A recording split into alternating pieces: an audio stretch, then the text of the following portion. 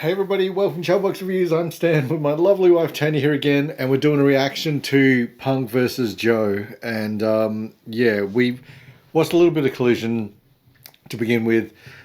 Nothing really that too crazy exciting, apart from Hobbs. Looks like he's turning face. Miro gives another interview about how he's still finding himself. And then there's a couple other things like FTR and everything, but. Yeah, I'm really kind of looking forward more to this because it's 18 years in the making kind of thing. Before we got together. Yeah, the rematch from Ring of Honor. So yeah, it's going to be kind of cool. But yeah, you ready to go? I'm ready. All right, here we go. Yeah, and it's the Owen Hart tournament, Owen Hart Cup. So we were talking about before because Ricky Starks advanced. Yeah. I think Ricky's got to win this, whether he's facing Punk or Joe. We know Punk's a diehard fan of Bret Hart and the Harts and stuff. I don't think Punk's that selfish to be like, yeah, I get to call the shots and I'm going to make myself Employee of the Month the way that Kenny and the Elite give themselves the Triple Team title belts.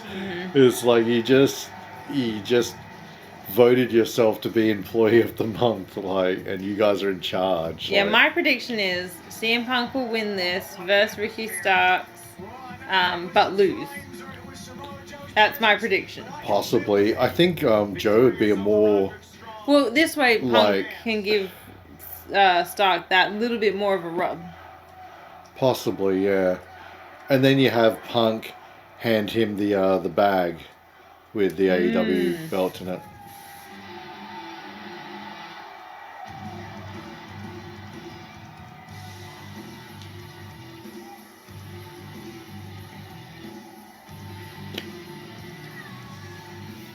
He is getting a positive reaction stuff. He's wearing shorts as well. Yeah. I do like the heart kind of foundation colouring. Yeah. It's so, it's weird that this dude comes back and people got their arms stretched out and crying like the Pope just walked into the building. And, he comes out and just freaking, I wouldn't say buries, but calls out the BS. Yeah. All of a sudden they make him out to be the bad guy, but it's like, you know what? I can admit, yeah, there's fault on both sides. Maybe Punk shouldn't have gone off like that, but he keeps doing the where's the lie? That's Bobby Fish. Tell me when I'm telling lies. Yeah, tell me when I'm telling lies. Bobby Fish is the one that's like, where's the lie in this crickets? Freaking. Did you hear about that? No. TNA. Bobby Fish joined up there and lasted barely 6 months. Couldn't get a reaction out of the crowd. No one really cared about him. But makes sense. Yeah. And when Punk and Bobby Fish had a match, Punk gave him the GTS and freaking he was kicking out of it. Yes, I did. Yeah, I remember that. Which is a dick move and stuff, but I didn't really care for Bobby Fish in AEW. Yeah, same here. He was part of Adam Cole's crew. We haven't watched any of Dynamite, and I haven't been way interested with it because it feels like it's way too much brawling. And it's also kind of the same stuff from the Bucks and Kenny Omega. It seems just the flip day in, day out. Super kick, freaking super kick. Yeah, it's I can only do so much brawling matches before I'm just all right, where's the actual wrestling match? Yeah, we like that fizz of the storyline. Make it all come together and, make us be on the edge of our seat. And that's the thing, a lot of people don't remember this. When Steve Austin, before he became world champion, before he had his whole neck injury and stuff with Owen, he wasn't brawling and stuff. It wasn't always he he had to change his styles so he couldn't get dropped on his head. That's why you never see him taking tombstones and stuff after. It was like in 1997, August 97. If you watch any match before that, with the exception of the WrestleMania 13 match, him and Bret Hart have had some like wicked good like matches. Him and Undertaker had a really good match at a In Your House in 97. I think it was in like May or June or whatever it was. And then like it did turn, he did turn it more to a brawling style. And you look at like Bryan Danielson, like he's like, it's almost like you can connect him into whatever you want. So if you want to do high flying stuff, he can do that. If you want to do wrestle match stuff, he can do that. If you want to do legit like kick, you know, jiu-jitsu style type stuff, he can do that. That's why he's the, you know, oh, he can have an Iron Man match. Oh, he can have a ladder match. Oh, he can have a freaking, you know, potential submissions match. But I'm looking forward to seeing Punk and Bryan one more time. Oh, that would be cool. Yeah, that should have been the match at WrestleMania 30. It should have been CM Punk and Bryan for the world title. Man.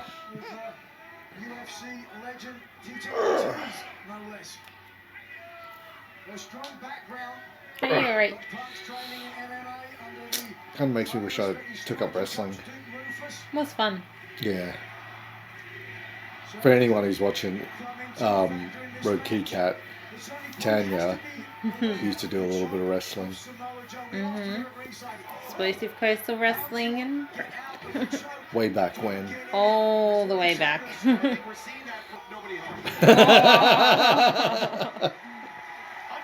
Funny. Joe's just like walking away. But it's his MO. He's Yeah. like, I'm not going to stand there to catch you and take a bump. Like, I haven't seen the TNT stuff. It's not TNT. Like, their matches back in the day. I haven't seen those. The what? Samoa Joe and CM Punk's matches back in the days. Like Ring of Honor. Yeah. Yeah. Like this kind of style, it is a little bit brawling and stuff. But I do kind of look at... Well, they have to slow it down for Joe. He blows up too quick. Like, we know that Punk can go fast. Like, Joe's fine. Joe can do it too. That's what makes him so unique. But Yeah, but he does blow up. And then you got to take, like, a... hot yeah. minute. Everyone does blow Yeah. up. But also, too, like... You see it more in his matches. I'll watch a match between Punk and Joe now compared to, a ladder match between... Yeah. Like, you know, the Bucks and Darby and Sting I and all like that. Darby. Because, yeah, they're just... The thing is, they're just... They're spectacles. I wouldn't call them glorified stuntmen, but they're definitely not setting up the ladder to grab the belt or whatever. They're just setting it up to do a spot. And it's like, no, isn't the story the objective to go up and Yeah. get the belt, not to But you set it gotta up hit to get a those pop pops, out of yeah. a crowd? It's like, you can do that when you're trying to get the belt. Don't set it up outside the ring and set up a table and then put your opponent on the table and then set up another 5 tables so you can drive them through that, and then they get up 10 minutes later and they're still running around fine. It's like, you got to register a little bit of damage. That's why you hear like JR turn around going, like when AEW first started, he's like, no one's doing any tags, what the hell? People are just running in there and the ref's doing nothing about it. Like, how are we supposed to tie this into, you know, logic and stuff and storyline? Oh, he's bleeding. Yeah. Yeah, for some reason, like, the boys seem to be taking some sort of blood thinner or something, because whenever, like, Jericho gets cut or any of the boys get cut on the head, it's just spraying, and that's gross. It's, you take aspirin and it thins your blood. Yeah, Or not a you- fan of that. Like Maven. You remember Maven? Yeah. Years ago, him and Taker were supposed to be having a match, and Taker goes, "You're gonna have to get some color," have you taken some aspirin? Because it thins your blood, so the blood comes out a little bit easier. Yeah. And he goes, I'm allergic to aspirin. And he's like, really? And he's like, all right, there's another way we can do this. And I'll do it with you. And he's like, but you're not getting colour. He's like, yeah, but you are. And, I've got a trick. He's like, you shoot Jack Daniels. And Yeah. Maeve's like, really?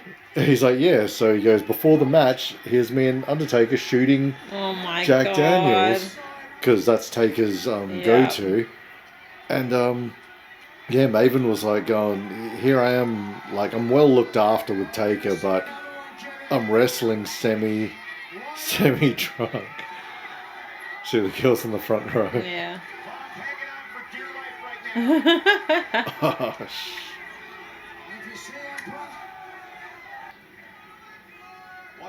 like, Punk must be stretching so much before a match and warming up. With all the recent injuries, yeah, you would hope so. Yeah, like, he doesn't want to get taken out for another 8 months. Yeah. Oh. Both getting a breather now. Yeah. That's what Bret Hart would always say whenever I was versing Yokozuna, Rodney, I think his name was.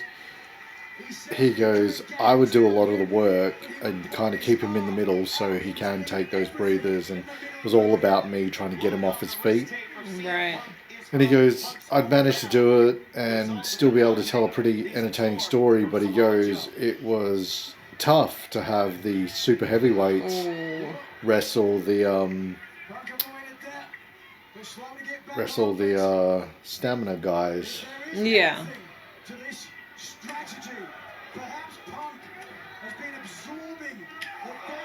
Because, like, you remember when Trish...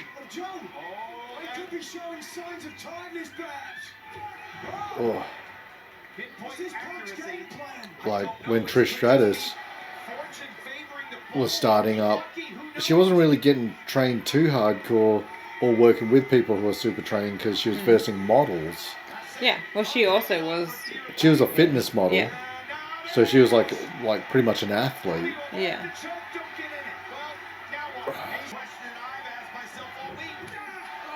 Punk's 44. Don't know how old Samoa Joe is. Hey Google, how old is Samoa Joe? I was thinking about it. They're both 44.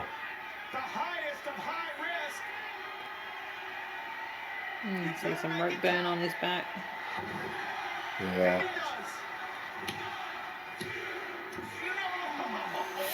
Oh, super close. I wonder if he does like ice baths and stuff after. Hey? I wonder if CM Punk does like ice baths after. I'm guessing, yeah.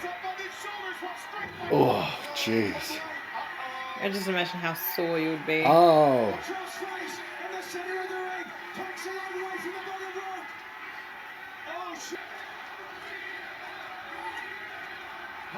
There you go.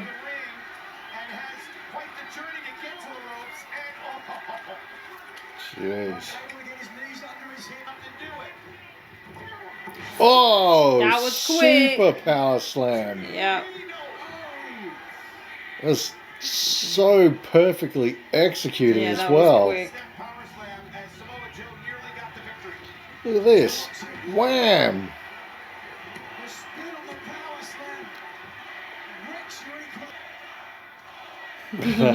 That's so cool. Chanting Owen.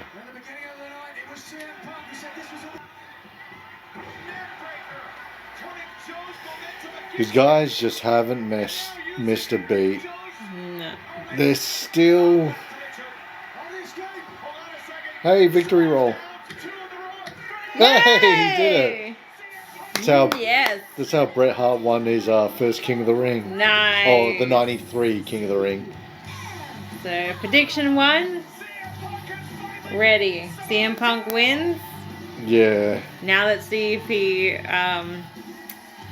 Ricky Stark will win the next one. Yeah. I'm kind of glad. That was really cool. Yeah, that was cool. And plus two, I think it sets the stage for them to actually have at a pay-per-view a match. Yeah, Retribution. Yeah. Because this wasn't for a belt, it was for the Owen Hart tournament advancing and stuff. That's really cool. I see Punk's a bit emotional because it's like 18 years later we're still doing it. You see they're both spent. Oh yeah. Waiting for them to shake hands or something. Yeah, you wanna see it. So I don't know if like Joe's got, another 10 years of wrestling in him. But this is like the winding down years for him. Like, it's strange to even be able to say that they're the veterans now. They're the guys who are the, pave the road and stuff. Go on. Shake his hand. Come on, you're chewing up time. Are you a tune-up time? Hey! Oh, jeez. Definitely a match for future.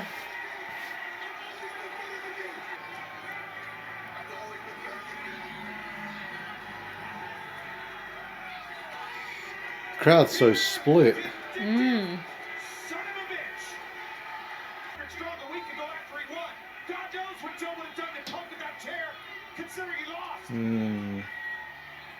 Hey! And Ricky Starks, the man who will take on CM Punk. Perhaps the idea of a photo op. Getting Nick Nigel. This is really crazy how we only got to wait like 7 days now. What are your predictions? Let us know in the comments below.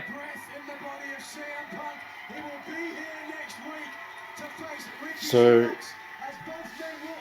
it's in the books now. Punk and Samoa Joe have had a one-on-one rematch from 18 years ago when they were in Ring of Honor. They've done it now in AEW.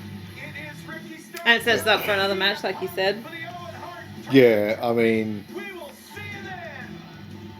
I don't even think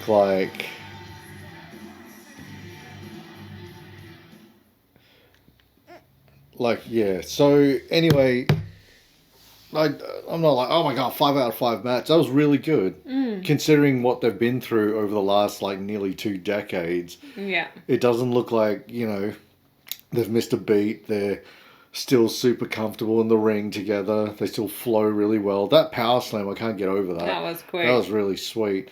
But yeah, psychology wise, at the end, that's kind of, man, how do you not have them at whether it's Wembley Stadium or just some pay-per-view where they get to go all out, no pun intended, but it'd be really cool to see them going at it in a submissions match or or even do a Ring of Honor special event or whatever it is and have Punk go there on Joe's territory and potentially have Punk win a Ring of Honor belt one more time and stuff. Who knows?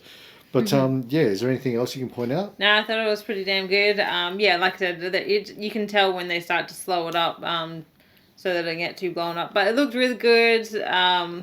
Yeah, I just like the fact that CM Punk won that one, and we'll see what happens between him and Ricky Starks. Are you happy about Ricky Starks? Yeah, looking definitely. Like he's finally getting a push. Yes, and that's what I think that CM Punk's gonna do. He's just gonna give that extra rub, and give him the Owen Hart Cup. And he's a businessman too. He's got nothing left to prove. He wants to work with young talent. That's why you see him come back in his debut match after 7 years against a Darby Allin to give him the rub. Yeah. But yeah, just we'll hopefully we'll do a reaction for Starks and Punk. Yeah. Next week, and yeah, hopefully some other stuff pops up that we can add our reaction to. Yeah. But yeah, let us know in the comments below. Yeah, check us out on Facebook, Twitter, Instagram, and Twitch. Thanks for watching. Bye. Bye.